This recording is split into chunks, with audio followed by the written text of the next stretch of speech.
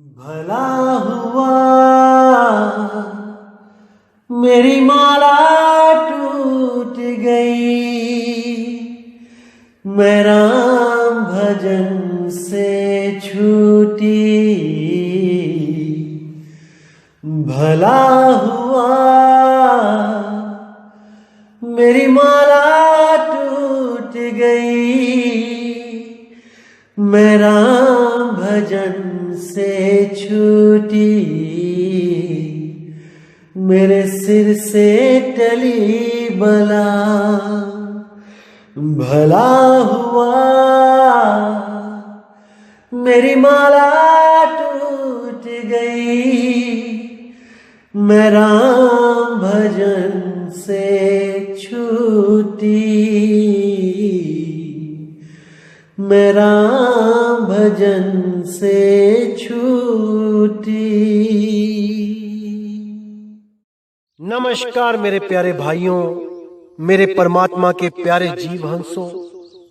मैं हमेशा ही बंदी छोड़ से ये दुआ करूंगा कि आप सब मेरे भाइयों का विवेक पहले से बढ़ता बढ़ता और बढ़ता ही जाए, और ऐसा कोई भी मैटर ना रहे, कोई भी वाणी ना रहे जो आपकी समझ में ना आए। क्योंकि अगर आपने एक बार नक्शा समझ लिया तो मेरे भाई खजाने तक भी पहुंच जाओगे। ये वाणियां एक तरह का नक्शा है उस खजाने तक पहुंचने का जो रहस्यमय ज्ञान से भरा पड़ा है, जिसमें गुप्त से भी गुप्त रहस्य कोड वर्डों में लिखे गए हैं।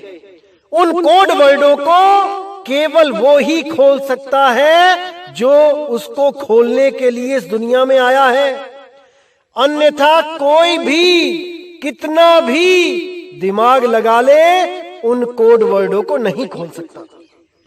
और उन कोड वर्डों को खोलने वाले गुरु को भेदी गुरु कहा जाता है। भेदी गुरु जो उन भेद को जानता है, उन रहस्यों को जानता है, जो स्वयं बंदी छोड़ कबीर साहब अपने शिष्य को, उस चुने हुए संत को आकर बताते हैं, समझाते हैं, ताकि वो भी आगे जीवों का कल्याण कर सके।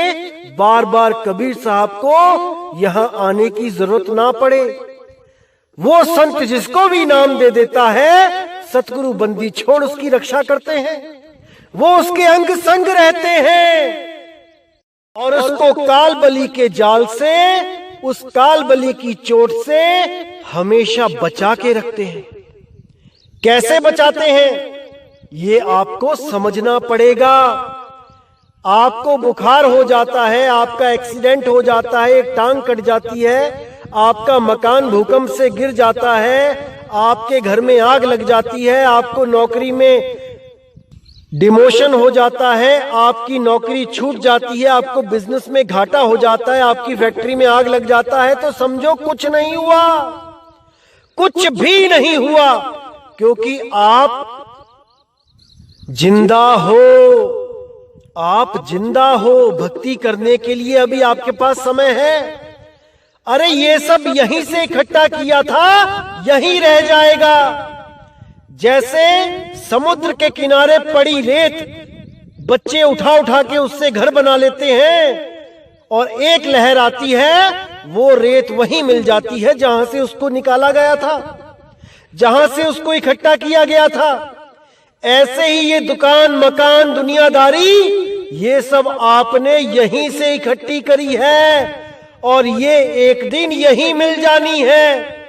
चाहे आप अपनी इच्छा से मिला दो, चाहे वो अपनी इच्छा से मिला देगा, जो इस तीन लोक का मालिक है।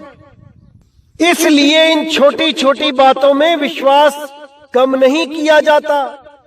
सतगुरु कहते हैं, नाम जपत कोड़ी भला, चुई चुई गिरता चाम, वो कंचन देह किस काम की, जिस मुख नाही राम।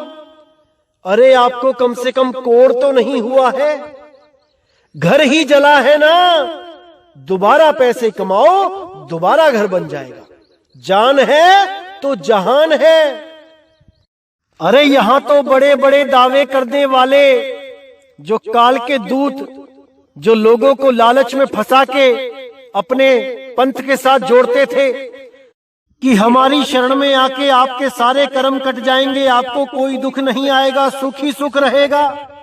अरे उन लोगों की अकाल मृत्यु हो रही है, वो लोग भी फांसी से लटक के मर रहे हैं, वो भी जल रहे हैं एक्सीडेंटों में, वो भी मारे जा रहे हैं। जब ऐसा कोई हादसा हो जाता है तो ये काल के दूत वहां पल्ला झाड़ लेते हैं, कहते हैं जरूर आपसे ही कोई गलती हुई होगी, गुरु के दरबार में कोई कमी नहीं है, चेले में ही चूक है। तब ये सारा सहरा आपके सिर पे बांध देते हैं, और जब कोई थोड़ी सी खुशी आ जाए तो उठा के सारा सहरा गुरु के सिर पे बांध देते हैं। ऐसे चालाक लोगों से सावधान रहना मेरे भाई।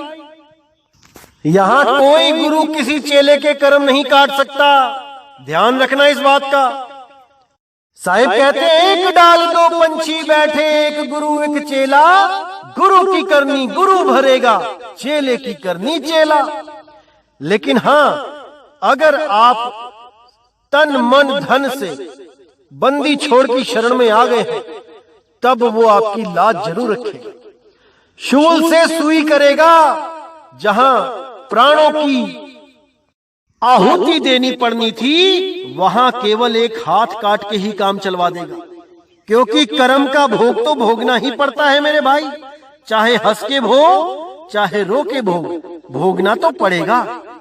साहिब कहते हैं दे धरे का दंड है, सब काहू को होई, ज्ञानी भोगे ज्ञान से, अज्ञानी भोगे रोई। अज्ञानी रो रो के भोगता है कि हे भगवान तुझे मैं ही मिला था, मेरा हाथ काट के रख दिया, मेरा पैर कटवा दिया, तुझे मैं ही मिला था, अरे किसी और का काट देता।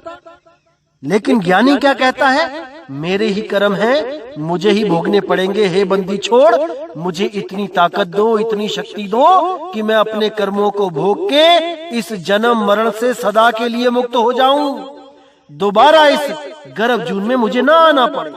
वो केवल यही अरदास करेगा। इसलिए मेरे भाई, जो भी गुरु आपको ऐसे भ्रम में डालता है कि आपके सारे कर्म मैं माफ करवा दूंगा, खुशियां ही खुशियां आ जाएंगी, दुख नाम की चीज नहीं रहेगी, उसके लिए 15,000 का 21,000 का पाठ करवाना पड़ेगा, ऐसा अगर कोई बोले आपको तो समझ जाना मेरे भाई, वो राजा नहीं भिखारी है, भिखारी। अरे जो स्वयं सतलोक का राजा है वो 15,000 21,000 किस बात के ले रहा है? उसको क्या जरूरत पड़ गई है? जब वो स्वयं राजा है तो वो केवल सिर पे हाथ धरे और कष्टों से मुक्ति दे। उसको भी घूस देनी पड़ेगी क्या 15,000 21,000 की? बिल्कुल बुद्धि नहीं लगाता कोई भी, बस अंधी भेड़ की तरह एक दूसरे के पीछे चलते चले जाते हैं। जब कबीर साहब यहां पर आए थे 600 साल पहले, तो कितने लोगों से 15,000 21,000 इकट्ठे किए थे? एक भी प्रूफ दिखा दो मुझे कि कहीं पे हवन यज्ञ करवाया हो, कि लोगों के दुख दूर करने के लिए पर्चियां काटी हो 12,000 15,000 25,000 की। उन्होंने हमेशा ये बोला कि मेहनत करके खाओ, केवल मेहनत करके खाओ। वो तो कुछ खाते पीते भी नहीं थे, तब भी कपड़े का काम करते थे, ताना बाना चलाकर कमाई करते थे, और वो सारा पैसा लोक भलाई में गरीबों को बांटते थे। यहां तक बोला उन्होंने कि मर जाऊं मांगू नहीं अपने तन के काज, परमारथ के काज में मोहे ना आवे लाज। कि अगर कोई भाई परमार्थ में कुछ करना चाहता है, लोगों के लिए कुछ करना चाहता है, लोगों के लिए भंडारे लगाना चाहता है, भोजन कराना चाहता है गरीबों को, या कुछ पुस्तकें जिसमें कबीर साहब का ज्ञान या अपने गुरुओं का ज्ञान छाप के लोगों को वितरित करना चाहता है, या और कुछ प्रचार करना चाहता है देश विदेश में जाकर, उस शुभ कर्म के लिए अगर वो पैसे मांगता है तो उसमें लाज करने की जरूरत नहीं है, उसमें शर्म करने की जरूरत नहीं है, क्योंकि वो अपने खुद के लिए नहीं कर रहा है, वो लोगों का पैसा लोगों में ही लगा रहा है। वो शुभ कर्म उन लोगों के द्वारा जो पैसा दिया जाता है उसके द्वारा वो कर रहा है। उसका शुभ फल उन लोगों को भी प्राप्त होगा जो लोग उसमें योगदान देते हैं। और वो लोग अपने दुख को सुख में बदलने के लिए योगदान नहीं दे रहे हैं, वो भी निस्वार्थ भाव से किसी दूसरे का भला हो जाए उस पैसे से, इसलिए दान दे रहे हैं। इससे मालिक बहुत खुश होता है। जब आप अपने पैसे को निस्वार्थ भाव से दूसरों के लिए खर्च करते हैं, इससे बंदी छोड़ बहुत खुश होते हैं, क्योंकि अपने लिए तो सभी लगा रहे हैं पैसे। अपने लिए तो हर बंदा खर्च रहा है। आज खुद बीमार हो जाता है तो लाखों रुपए लगाने को तैयार बैठा है, लेकिन कोई गरीब जिसको दवाई चाहिए, क्या उसको 10 रुपए की दवाई कभी दी? जो नहीं कमा सकता, हाथ कटे हैं, पैर कटे हैं, उसको कोई दवाई दवा दारू कुछ चाहिए, क्या उसको कभी खरीद के दिया? अगर उसको दिया तो मालिक खुश है। मालिक हमेशा अंग संग है, क्योंकि वो तो अपने कर्म भोग ही रहा है। उसे हम लोगों की जरूरत है, हम लोग उसकी मदद करें, तभी परमात्मा खुश होगा मेरे भाई। लेकिन किसी की भी मदद करने से पहले ये जांच लो, परख लो कि क्या उसको सच में जरूरत है, या आपने पैसे दिए और वो मच्छी के पकोड़े खा रहा है जाके। आपने उसकी कुछ मदद करी और वो दारू के ठेके पे पहुंच गया जाके। तो ऐसे लोगों से भी सावधान रहना है। मदद करो, लेकिन सोच समझ के, पूरा अच्छी तरह जान के कि आखिर वो मदद के काबिल भी है कि नहीं, कि आपके पैसों से गलत कर्म करके आपको भी पाप का भागीदार बना दे। तो ऐसे लोगों से सावधान रहें, होशियार रहें। तो आज आपको मैं एक और चीज बताना चाहूंगा मेरे भाइयों।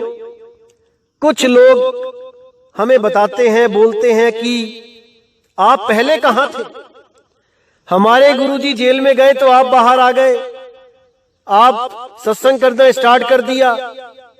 उन लोगों को मैं बताना चाहूंगा मेरे भाइयों, मैं 2010 से कबीर साहब का प्रचार कर रहा हूं और सब गुरुओं से, उनके शिष्यों से मैंने खुल के बातें करी हैं कि हमारे साथ एक बार बैठ के ज्ञान विचार कर लो। कबीर साहब कहना क्या चाहते हैं, नानक साहब कहना क्या चाहते हैं, गरीबदास जी महाराज कहना क्या चाहते हैं, इस पे एक बार विचार विमर्श कर लो। क्यों लाखों लोगों को काल के मुंह में ले जाने का काम करते हो? उन लोगों को ये बातें समझ में नहीं आई और लोगों को भ्रमित ही करते रहे। तो आज उनकी जो दुर्दशा हुई है वो आप देख सकते हैं। उनका पूरा पूरा आश्रम तोड़ दिया गया, कोई बचाने वाला नहीं मिला। तो ऐसा होना ही था, क्योंकि जो परमात्मा की वाणियों से छेड़छाड़ करेगा उसके साथ ऐसा ही होगा। मदन साहिब की वाणियों को उन्होंने नानक साहब की वाणियां बोल के छाप दिया अपने ग्रंथों में, और मेरे कई बार अरदास करने पर भी उसको, अपनी गलती को नहीं माना, वैसे ही चलने दिया। तो ये गलतियां जो हुई हैं उसका प्रायश्चित तो करना ही पड़ेगा। लेकिन मैं फिर भी परमात्मा से अरदास करता हूं कि जेल में उनको किसी प्रकार का कष्ट ना हो, वो अपना सारा जीवन आराम से भक्ति करते हुए उस जेल में बिता दें। मैं यही अरदास करूंगा कि उनको कोई तकलीफ ना हो, क्योंकि आखिर है तो वो भी परमात्मा का ही जीव। वो बात अलग है कि काल का दूत बन बैठा था, लेकिन अंदर से तो वो भी परमात्मा को ही चाहता है। वो बात अलग है कि उनको सतगुरु ना मिला, भेद ना मिला, और गलत रास्ते को ही सही रास्ता बना के लाखों जीवों को उलझाने की गलती कर रहे थे। वो तो परमात्मा की बंदी छोड़ की दया हुई, जो उनके हजारों शिष्यों ने ये सत्संग सुना और गलत रास्ते को छोड़ के सही रास्ते को अपना लिया, और अपने जीवन को सफल करने के लिए गुरु से वो भेद लेके नाम प्राप्त करके भक्ति स्टार्ट कर दी। ये केवल बंदी छोड़ ही रास्ता दिखा सकता है, केवल बंदी छोड़ ही दिखा सकता है, उसके अलावा कोई नहीं। गलत रास्ते पे चलने वाले, गलत रास्ते पे चलाने वाले बहुत मिलेंगे, लाखों मिलेंगे, लेकिन सही रास्ता दिखाने वाला कोई एक, वो केवल बंदी छोड़ की दया से मिलता है। अन्यथा ऐसे ही जन्म बर्बाद करके लाखों चले गए, करोड़ों चले गए, अरबों चले गए, खरबों चले गए, लेकिन किसी को भी सही रास्ता बिना उसकी दया के नहीं मिल पाया। तो जो लोग बोलते हैं कि हमारे गुरु ने कबीर साहब के बारे में वेदों से निकाल निकाल के दुनिया को दिखाया, हमारे गुरु को सब भेद पता थे पहले से ही, तो मेरे भाई मैं उन लोगों की आज आंखें खोलना चाहता हूं। ये आपको केवल मूर्ख बनाया जा रहा है और कुछ नहीं। कबीर साहब के बारे में ऐसी कोई चीज नहीं है जो पहले ही ग्रंथों में नहीं बताई गई है। इन अधूरे गुरुओं ने क्या किया है, केवल उन ग्रंथों में से वाणियां निकाल निकाल के अपने ग्रंथों में कॉपी पेस्ट किया है और आपके सामने रख दी है। अब आपने वो पुराने ग्रंथ कभी देखे नहीं, तो इसलिए आपको लगा कि देखो ये केवल हमारे गुरुजी ने ही करके दिखाया है, खोज खोज के लेके आए हैं कबीर साहब के बारे में वेदों में, पुराणों में, ग्रंथों में। ऐसा बिल्कुल नहीं है मेरे भाई। आप कबीर मंसूर उठाइए, उसमें कबीर शब्द की पूरी व्याख्या और वेदों में कबीर कहां कहां लिखा हुआ है, कुरान में कबीर कहां कहां लिखा हुआ है, ये सारा पहले से ही बता रखा है। इन अधूरे गुरुओं ने तो केवल वहां से कॉपी करके अपने ग्रंथों में पेस्ट करके अपनी महिमा गवाई है आप लोगों से कि देखो हम ज्ञानी हैं, हम ज्ञाता हैं, वेदों के, पुराणों के, कुरान के कहां पे कबीर लिखा है हमें पता है। अरे मेरे भाई, सारा कुछ पहले से ही लिखा है, लेकिन किसी ने देखा नहीं, इसलिए अंधे के हाथ में बटेर लग गई और वो शिकारी बन बैठा। मेरे भाई, आप पुराने ग्रंथ खोल के देखो, एक एक चीज कबीर साहब के बारे में पहले से दी गई है, लेकिन ना जानते हुए आप केवल इन लोगों के भ्रम के झांसे में फंस गए कि हमारे गुरु की दिव्य दृष्टि खुली है, जो वेदों में से उन्होंने सार यानी कबीर अक्षर निकाल निकाल के सबके सामने रख दिया। ये महा झूठ है, इसका प्रमाण मैं साथ ही साथ दे रहा हूं, आप देख सकते हैं कबीर मंसूर में पेज नंबर के 7। तो मेरे भाई, आपका मैं हमेशा भला ही चाहूंगा और मैं कभी नहीं चाहूंगा कि आप धर्म के नाम पे, परमात्मा के नाम पे, भगवान के नाम पे लूटे जाओ। मैं कभी नहीं चाहूंगा कि आप अपना जीवन ऐसे बर्बाद करके जाओ इन 52 अक्षरों के चक्कर में। मैं कभी नहीं चाहूंगा कि आपको कोई ऐसा गुरु मिले जो इन्हीं 52 अक्षरों के चक्कर में आपको उलझा के रखे, आपको जन्म मरण के चक्कर में हमेशा के लिए डाल दे। मैं कभी नहीं चाहूंगा। मैं हमेशा बंदी छोड़ से अरदास करूंगा कि आपको ऐसा गुरु मिले जो आपको आपका निज स्वरूप लखाए, आपको आपकी असलियत बताए कि आप कौन हो, आप कहां से आए हो, कहां जाओगे, ये सब भेद आपको बताए और हमेशा के लिए जन्म मरण से आजाद कर दे। भाइयों, एक बात हमेशा याद रखना, जब तक हमारा 1% भी मोह इस दुनिया से है, हम मुक्त नहीं हैं। अच्छी तरह समझ जाना इस बात को। चाहे वो हमारी दुकान हो, चाहे मकान हो, चाहे बीवी हो, चाहे बच्चे हो, चाहे माँ हो, चाहे बाप हो, चाहे कुछ भी हो, अगर हमारी सुरती वहां अटकी है तो हमें मुक्त करने वाला इस दुनिया जहान में कोई नहीं। अगर हमारा प्रेम केवल बंदी छोड़ सतगुरु कबीर साहब से है, उस सार शब्द से है, उस शब्द गुरु से है, तो हमें यहां फंसाने वाला भी इस जहान में कोई नहीं।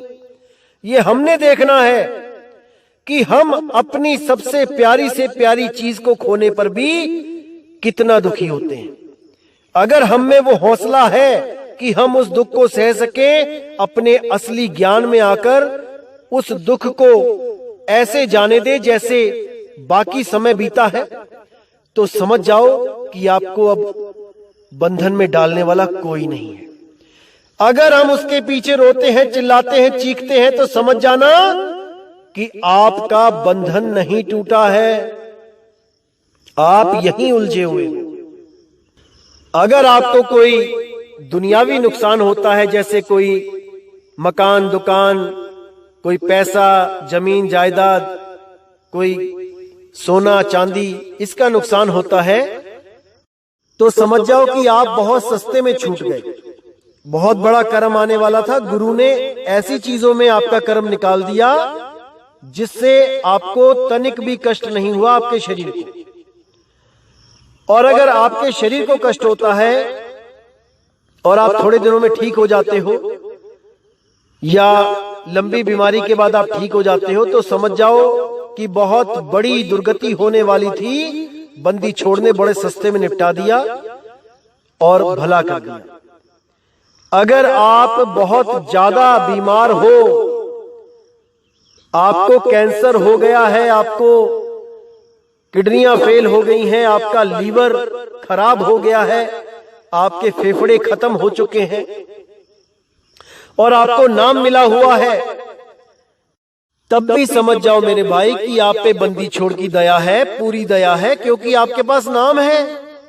अरे शरीर तो छोड़ना ही है एक दिन, किसी भी गुरु के पास चले जाओ, शरीर तो छोड़ना पड़ेगा। लेकिन छोड़ने की विधि क्या है? अगर वो विधि आपके पास है तो समझो कि गुरु की दया है आपके पास। आप ध्यान तो करो, वो आपको ऐसे निकालेगा इस शरीर से जैसे आप रोज सोते हो। इस शरीर को छोड़ के आपकी सुरती सूक्ष्म शरीरों में चली जाती है। क्या आपको कोई कष्ट होता है उस वक्त? एक शरीर को छोड़ के दूसरे शरीरों में चले जाते हो, बिल्कुल कष्ट नहीं होता। इसी प्रकार अगर आप केवल और केवल शब्द में सुरती को संभालोगे तो वो इतने आराम से निकलेगी कि आपको पता भी नहीं चलेगा कि आपने कब ये शरीर त्याग दिया। रोते वो हैं जिनकी सुरती शरीर में लगी होती है कि मुझे बचा लो, मैं नहीं जाना चाहता। वो लोग रोते हैं। जो शब्द को प्राप्त कर लेते हैं वो तो सहजता से निकलते हैं, वो शब्द में ही रमे होते हैं। उनके लिए शरीर छोड़ना कोई बड़ी बात नहीं होती, लेकिन गुरु पे अटल विश्वास होना चाहिए, तब ये अवस्था प्राप्त होती है।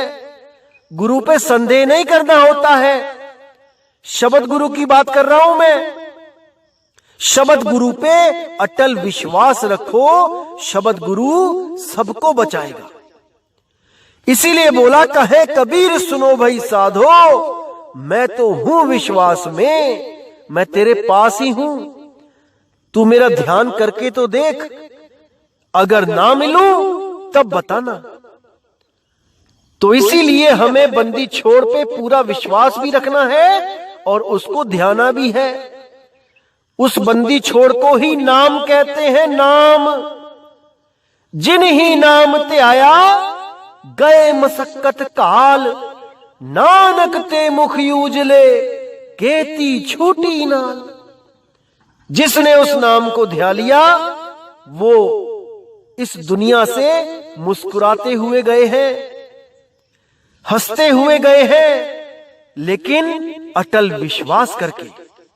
केवल उस शब्द गुरु को ध्याओ, 100% सुरती को शब्द गुरु में लगाओ, कहीं पर भी मत भटकने दो, और जो कोई भटकाने वाला है उसको पास मत खड़े होने दो, नहीं तो वो आपको इस दीन दुनियादारी की खबरें बताता रहेगा और आपकी सुरती को भटकाता रहेगा।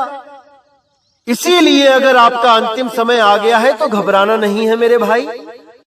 गुरु जी ने जो शब्द बख्शा है, सारी सुरती उसमें लगा दो और फिर देखो क्या होता है, क्या आनंद आता है। फिर देखो, अरे जिस मरने से जग डरे, मेरे मन आनंद, मरने पर ही पाइए पूर्ण परमानंद। ये भाई अनुभव का विषय है, इसको करने पर ही अनुभव होता है। तो मेरे भाई सब भ्रमों से बच के रहो, केवल और केवल शब्द गुरु की साधना करो और किसी की नहीं। और किसी की नहीं। कोई फोटो नहीं, कोई मूर्ति नहीं, कोई कुछ नहीं, केवल और केवल शब्द गुरु। तो मेरे भाइयों, इसी के साथ मैं सत्संग यहीं पे समाप्त करता हूं और बहुत जल्दी एक और सत्संग के साथ आऊंगा। तब तक के लिए मुझे विदा करें। जय गुरु बंदी छोड़ वैराग साहिब, जय गुरु बंदी छोड़ साधु शरण साहिब, जय गुरु बंदी छोड़ बाबा मदन साहिब, बाबा गरीबदास साहिब, बाबा नानक साहिब, बाबा रविदास जी, मेरे सभी संत महात्मा। जय जय सतगुरु बंदी छोड़ सतगुरु सत्य कबीर साहिब की सदा ही जय हो, सदा ही जय हो। मेरे मालिक की साहिब बंदगी सतनाम।